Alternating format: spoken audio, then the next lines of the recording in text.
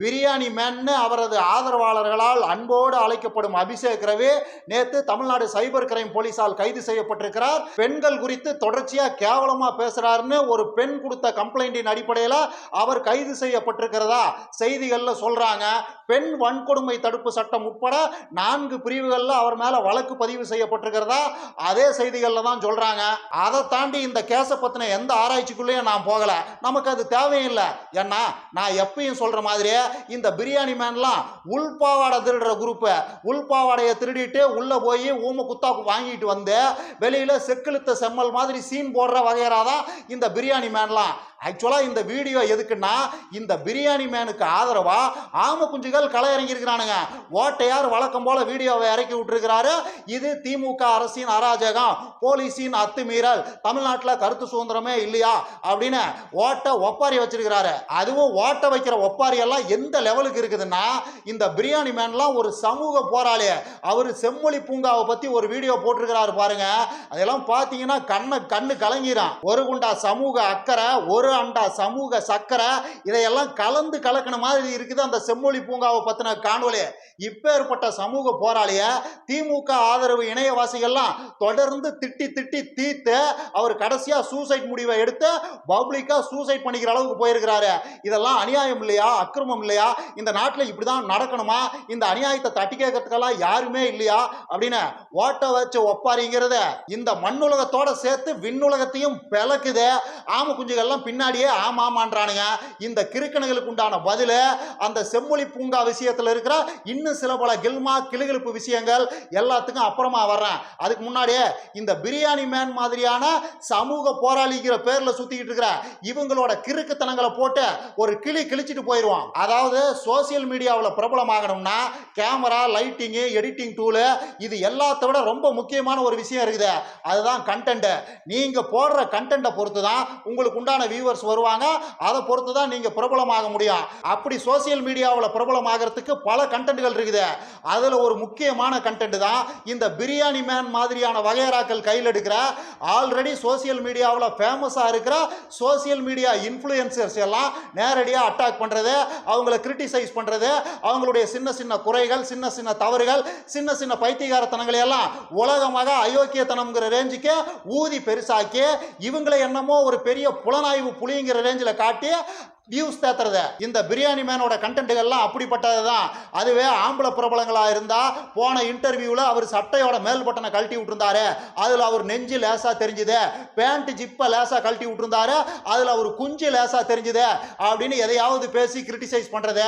அதுவே பெண் பிரபலங்களா இருந்தா அதை காட்டுறாங்க, இதை காட்டுறாங்க, அங்க காட்டுறாங்க, இங்க காட்டுறாங்க, அழகை காட்டுறாங்க, அவுக்காமையா அத்தனையும் காட்டுறாங்கன்னு மென்மையா, ரொம்ப மென்மையா ஆரம்பிச்சு அந்த பிரபலங்களுக்கே ரூட்டை போடுறது. அதாவது தோழி, நான் உங்களோட நல்லதுக்கு தான் சொல்றேன் தோழி, துப்பட்டா போடுங்க தோழி, துப்பட்டா போட்டீங்கன்னா தான் உங்களை கும்பிடணும்னு தோணும், இல்லைன்னா கூப்பிடணும்னு தான் தோணும் அப்படின்னு அவங்களுக்கே வலைய வீசுறது. இந்த பக்கம் ஆடியன்ஸுகள்ட்ட எல்லாம் வந்து அவங்க அழகை நம்பி நீங்க ஏமாந்துடக்கூடாது, அழகை வச்சு தான் அவங்க சம்பாதிக்கிறாங்க, அவங்க கிட்ட வேற எந்த சரக்கும் கிடையாது, அவங்க பிசினஸ் பண்றதா சொல்றதெல்லாம் ஸ்கேமு, அவங்க கிட்ட நீங்க ஏமாந்துடக்கூடாதுங்கிற நல்லெண்ணத்துல தான் நான் இதையெல்லாம் உங்கள்கிட்ட சொல்றேன் அப்படின்னு இந்த பக்கம் அப்பாவி ஆடியன்ஸுகளுக்கு அட்வைஸ் பண்றது. இந்த மாதிரி இந்த கண்டென்ட்ங்கிறது கடல் மாதிரி. இந்த கண்டென்ட்களை யூஸ் பண்ணி சோசியல் மீடியாக்கெல்லாம் நீண்ட நெடுங்காலமா ரொம்ப சக்சஸ்ஃபுல்லா இருக்கிறவங்க எல்லாம் நிறைய பேர் இருக்கிறாங்க. ஆக்சுவலா இது ஒரு சக்சஸ்ஃபுல் கண்டென்ட் தான். எந்த இடத்துல இது பிரச்சனை ஆகுதுன்னா இந்த பிரியாணி மேன் மாதிரியான ஆட்கள் எந்த இடத்துல கோமாளி ஆகுறாங்க, கிறுக்கர்கள் ஆகுறாங்கன்னா இவங்க அந்த பக்கம் ஒரு பிரபலத்தை அட்டாக் பண்ணும்போது, கிரிட்டிசைஸ் பண்ணும்போது அவங்க அதுக்கு உண்டான ரிப்ளையை ரொம்ப மெச்சூரா, ரொம்ப ஷார்ப்பா திருப்பி கொடுக்குறாங்க. அதை இவங்களால ஃபேஸ் பண்ண முடியல. அவங்க மெச்சூரா திருப்பி கொடுக்குற ரிப்ளைக்கு மெச்சூரா இவங்களால திரும்ப பதில் கொடுக்க முடியல. ஸோ ஒரு கட்டத்தில் என்ன ஆகுதுன்னா கன்ஃபியூஸ் ஆயிடுறாங்க. அவங்கள ஃபேஸ் பண்ண முடியாம சிம்பத்தி கிரியேட் பண்ற ஒரு நிலைமைக்கு போயிடுறாங்க. அவங்கெல்லாம் ரொம்ப பிரபலம், அவங்ககிட்ட நிறைய பணம் இருக்குது, பொலிட்டிக்கல் பேக்ரவுண்ட் இருக்குது, ஆளுங்கட்சி சப்போர்ட் இருக்குது, அது இருக்குது, இது இருக்குதுன்னு எதையாவது சொல்லி என் மனசு ரொம்ப புண்பட்டுருச்சு, என்னால் தாங்கிக்க முடியல, என்னுடைய நிலைமைக்கு இதுதான் காரணம், நான் சூசைட் பண்ணிக்க போறேன் அப்படின்னு சிம்பத்தி கிரியேட் பண்ணி அதுல ஒரு அட்டென்ஷன் சீக்கிங்க கிரியேட் பண்ணி அதுல வியூஸ் தேத்த முயற்சி பண்றாங்க. இந்த இடத்துல தான் இவங்க எல்லாம் கோமாளிகள் ஆகுறாங்க. இந்த பிரியாணி மேன்லாம் இந்த மாதிரி ஒரு கிறுக்குத்தனத்தை பண்ண போதுதான் இவரு வெளியில் இருக்க வேண்டிய ஆள் கிடையாது, மனநல காப்பகத்தில் வச்சு ட்ரீட்மெண்ட் கொடுக்க வேண்டிய ஆளு, அதுதான் அவருக்கும் நல்லது நமக்கும் நல்லதுன்னு ஏகப்பட்ட பேர் சொல்ல வேண்டிய ஒரு நிலைமை வருது. ஆக்சுவலா இதை பத்தி மதன் கௌரி ரொம்ப முக்கியமா ஒரு விஷயம் சொல்லியிருந்தாரு. அதாவது இவங்கெல்லாம் தெரிஞ்சு பண்றாங்களா தெரியாம பண்றாங்களான்னு தெரியல. ஏன்னா இன்னைக்கு சோசியல் மீடியாங்கிறது வெறும் என்டர்டைன்மெண்ட் சார்ந்த ஒரு விஷயம் கிடையாது, அது பெரிய பிசினஸ், ஏகப்பட்ட பேருக்கு அது சோறு போடுது. இவங்க பண்ற இந்த கிறுக்குத்தனத்தால அந்த பக்கம் கவர்மெண்ட் வெயிட் பண்ணிட்டு இருக்குது. இவங்க இந்த மாதிரி கிறுக்குத்தனத்தை எல்லாம் பண்ணுவாங்க. இதை வச்சு இன்டர்நெட் சுதந்திரத்துக்கு ஒரு முடிவை கட்டிடலாம், சோசியல் மீடியாவோட ஃப்ரீடத்தையே முடிச்சு கட்டிடலாம்னு கவர்மெண்ட் காத்துக்கிட்டு இருக்குது. இவங்க எல்லாம் எப்படா இந்த மாதிரி கிறுக்குத்தனத்தை பண்ணுவாங்க, இதை காரணமா வச்சு சோசியல் மீடியா ஃப்ரீடம்ங்கிறதையே முடிச்சு கட்டிடலாம்னு சென்ட்ரல் கவர்மெண்ட் காத்துக்கிட்டு இருக்குது. அந்த சமயத்தில் இவங்க இப்படி பண்றாங்க. இது எத்தனை பேர்த்தோட சோத்துல மண்ணை போடுற விஷயம்ங்கிறதெல்லாம் இவங்களுக்கு தெரியுமா தெரியாதா அப்படின்னு இதை பத்தி மதன் கௌரி ரொம்ப தெளிவா பேசியிருந்தாரு. யதார்த்தம் இப்படி இருக்கும் போது அந்த பக்கம் ஓட்டையும் ஆம குஞ்சுகளும் வழக்கம் போல இது திமுக அரசின் அராஜகம்னு ஒப்பாரி வைக்கிறாங்க. அதுவும் செம்மொழி பூங்காவை பத்தி அந்த பிரியாணி மேன் போட்ட வீடியோவில் அப்படியே சமூக அக்கறை ஆறா பெருக்கெடுத்து ஓடுதான். பிரியாணி மேனோட சேனல்ல இப்பயும் அந்த செம்மொழி பூங்காவை பத்தின வீடியோ இருக்குது, நீங்க கூட போய் பாருங்க. அது பச்சையான ஒரு கில்மா வீடியோ. செம்மொழி பூங்காங்கிறது நம்ம ஆளுங்க பல பேருக்கு பறந்துபட்ட ஆட்களுக்கு நல்லா தெரிஞ்ச ஃபேமஸான ஒரு இடம். அதே மாதிரி இந்த பீச்சு, பார்க்கு, பூங்கா, தேட்டரு, இந்த மாதிரி பப்ளிக் பிளேஸ்கள் எல்லாம் சின்னஞ்சிறுசுகள் சில்மிசம் பண்ணுங்கிறதும் நம்ம ஆளுங்க எல்லாத்துக்கும் தெரிஞ்ச ஒரு விஷயம் தான். இது ரெண்டையும் கோத்து பச்சையா பிரியாணி மேன் ஒரு கில்மா வீடியோ போட்டிருக்கிறாரு. அவ்வளவுதான். அதுல சமூக அக்கறையும் இல்ல, சக்கரையும் இல்ல, ஒரு கூந்தலும் இல்ல. அதுல எல்லாம் சமூக அக்கறையை கண்டுபிடிக்க இந்த ஓட்ட உடச ஆம குஞ்சுகளால தான் முடியும், வேற எவனாலையும் முடியாது. அந்த வீடியோவில் செம்மொழி பூங்காவில் நல்ல ஓப்பன் ஸ்பேஸ், நீளமா ஒரு உட்டன் பெஞ்ச் போட்டிருக்கிறாங்க. அதை காட்டி பிரியாணி சொல்றாரு, இந்த பெஞ்சை இந்த இடத்துல எதுக்கு போட்டிருக்கிறாங்கன்னு நினைக்கிறீங்க? நம்ம மக்கள் பல பொசிஷன்ல ட்ரை பண்ணி பார்க்கணும்னு தான், எல்லாம் நம்ம மக்களோட சந்தோஷத்துக்காக தான் அப்படின்னு கூச்சமே படாம பேசுறாரு. செம்மொழி பூங்கா மாதிரியான ஒரு பப்ளிக் பிளேஸ்ல, அதுவும் அவ்வளவு ஓப்பன் இடத்துல, அவ்வளவு நீள பெஞ்சில் பொதுவா பொதுமக்கள் போய் பல பொசிஷன்ல ட்ரை பண்ணி பார்க்கறாங்களா? இதுக்கு பேரு சமூக அக்கறையா? எத்தனை பேர் அந்த இடத்துல அந்த பல பொசிஷன்ல ட்ரை பண்ணி பார்த்ததா இந்த பிரியாணி பார்த்தாரு? அதுக்கு என்ன ஆதாரம்? அதெல்லாம் யாருக்குமே தெரியாது. இதை சமூக அக்கறைன்னு ஆம குஞ்சுகள்லாம் பேசிக்கிட்டு இருக்குது. இந்த பூங்காக்கள் மாதிரியான பப்ளிக் பிளேஸ்ல ஓரமா ஒதுக்குப்புறமா சின்ன சிறுசுகள்லாம் சில்மிசத்துக்காக ஒதுங்கும் போது ஒரு பொசிஷன்ல திருத்தமா ஒரே ஒரு பொசிஷன்ல ட்ரை பண்ணி பார்க்கறதுக்கு பிரச்சனை இல்லாம வாய்ப்பு கிடைச்சா அதுவே கோடி புண்ணியம். இதெல்லாம் உனக்கு அப்புறம் தெரியும்லாம் கேட்காதீங்க, இதுதான் உண்மை, நம்புங்க. அது இல்லாம இந்த பார்க்கு, பீச்சு, பூங்கா, தேட்டரு, இந்த மாதிரியான பப்ளிக் பிளேஸுகள்ல சின்ன சிறுசுகள் சில்மிசத்துக்காக ஒதுங்கிறதெல்லாம் அன்றிலிருந்து இன்று வரைக்கும் நடக்கிற ஒரு விஷயம் தான். கவர்மெண்ட், போலீஸ், பொதுமக்கள்னு அத்தனை பேர்த்துக்கும் தெரியும். இது ஒரு கட்டுக்குள்ள இருக்குதான்னு மட்டும்தான் அவங்க பார்ப்பாங்க. கட்டுப்பாட்டை மீறுற மாதிரி தெரிஞ்சதுன்னா ரூல்ஸ் போடுவாங்க, அடிச்சு விரட்டுவாங்க, சில பல கட்டுப்பாடுகள் எல்லாம் கொண்டு வருவாங்க. அப்புறம் கொஞ்ச நாளைக்கு கண்டுக்க மாட்டாங்க. அது ஒரு மாதிரி கட்டுப்பாட்டுக்குள்ள ஒதுக்குப்புறமா ஓரமா அமைதியா நடந்துகிட்டு இருக்கான். அப்புறம் ஒரு நாளைக்கு அது அத்து மீறும், அப்ப திரும்ப அடிச்சு விரட்டுவாங்க. இந்த மாதிரி தான் அன்றிலிருந்து இன்று வரை மாறி மாறி நடந்துகிட்டு இருக்குது. ஏன்னா இந்த பப்ளிக் பிளேஸ்ல ஓரமா ஒதுக்குப்புறமா ஒதுங்குறவங்க எல்லாம் பெரும்பாலும் யாரு?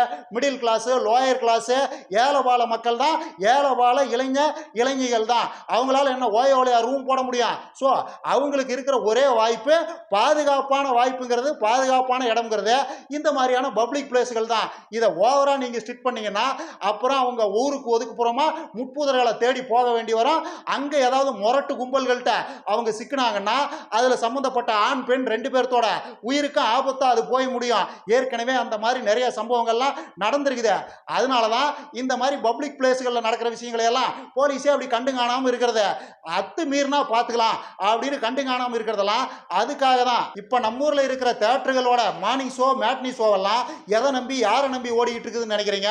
எல்லாம் காலேஜை கட்டடிச்சுட்டு ஒதுக்குப்புறமா ஒதுங்கிறதுக்கு இடம் தேடி தெரியுற சின்னஞ்சிறுசுகளை நம்பி தான் 200 ரூபா கொடுத்து டிக்கெட்டை வாங்குறாங்க.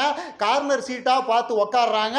2 மணி நேரம் யாருக்கும் எந்த தொந்தரவும் இல்லாம அவங்க உண்டு, அவங்க வேலை உண்டுன்னு அமைதியா அவங்க வேலையை பார்க்குறாங்க. சிற்றின்பத்தை என்ஜாய் பண்ணிட்டு சட்டுன்னு எந்திரிச்சு போயிட்டே இருக்கிறாங்க.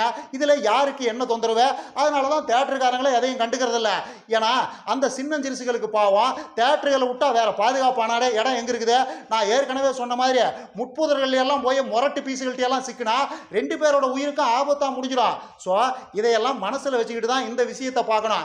அதனால ஆம குஞ்சுகளுக்கு நான் சொல்றது என்னன்னா, நல்லவ மாதிரி நடிங்கடா, ஆனா அநியாயத்துக்கு நல்லவ வேஷம், அநியாயத்துக்கு உலக உத்தம வேஷம் வேஷமெல்லாம் போடாதீங்க. நீங்க சின்னஞ்சிறுசுகளா இருந்தபோது எப்படி இருந்தீங்க, எந்த சந்து பொந்தையெல்லாம் தேடி திரிஞ்சீங்க, எந்த முட்புதற்குள்ளையெல்லாம் போய் பதுங்குனீங்க அப்படிங்கிறதையெல்லாம் கொஞ்சம் யோசிச்சு பார்த்துட்டு பேசுங்க. நீங்க அன்னைக்கு இருந்த மாதிரி தானே இன்னைக்கு இருக்கிற சின்னஞ்சிறுசுகளும் சந்து பொந்தையெல்லாம் தேடி திரிவாங்க.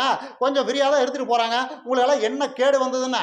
அதே மாதிரி திமுக ஆதரவு இணையவாசிகள் பண்ணின டார்ச்சரால தான் பிரியாணி மேன் சூசைட் பண்ற முடிவே எடுத்தாரு. இது அநியாயம் இல்லையா, அக்கிரமம் இல்லையான்னு ஆம குஞ்சுகள்லாம் பொங்கறதுக்கு சத்தியமா எதுல சிரிக்கிறதுன்னு எனக்கு தெரியல. இந்த இடத்துல ஒரு டிஸ்க்ளைமரை போட்டுருவோம். தற்கொலையை ஆதரிக்கிறதோ தற்கொலையை கிண்டல் பண்றதோ நம்மளோட நோக்கம் கிடையாது. ஆம குஞ்சுகளோட புரிதலுக்காக சொல்றேன்.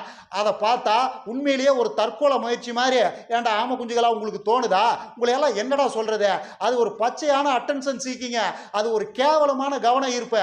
தற்கொலை முயற்சி பண்றால 4 மணி நேரம் லைவ்ல வந்து புலம்பிக்கிட்டு இருப்பாரா? என்னங்கடா உங்க புரிதல், என்னங்கடா உங்க மெச்சூரிட்டி?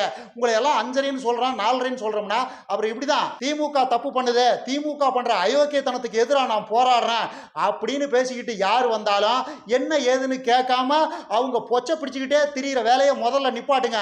இல்லைன்னா சீமான் தன் தம்பிகளை வாழ்றதுக்கே வழி இல்லாதவனா வளர்த்து வச்சிருக்கிறாப்ல. அவங்களுக்கு யதார்த்தம்னா என்னன்னே தெரிய மாட்டேங்குது. சீமான் தம்பிகள்லாம் யதார்த்த உலகத்திலேயே இல்லை, அவங்க ஒரு கற்பனை உலகத்தில் வாழ்ந்துகிட்டு இருக்கிறாங்க அப்படின்னு உங்க கட்சியோட ஒரு முன்னாள் மாவட்ட செயலாளர் சொன்னார்ல, அது உண்மைங்கிற மாதிரி ஆயிரும். அது உண்மைன்னு நீங்களே சர்டிபிகேட் கொடுத்த மாதிரி ஆயிரும். உங்க நொன்ன மூஞ்சியில நீங்களே காரி துப்புன மாதிரி ஆயிரும். பாத்துங்க. இன்னும் நிறைய பேசலாம். லைக் பண்ணுங்க, ஷேர் பண்ணுங்க, கமெண்ட் பண்ணுங்க, மறக்காம சப்ஸ்கிரைப் பண்ணிருங்க.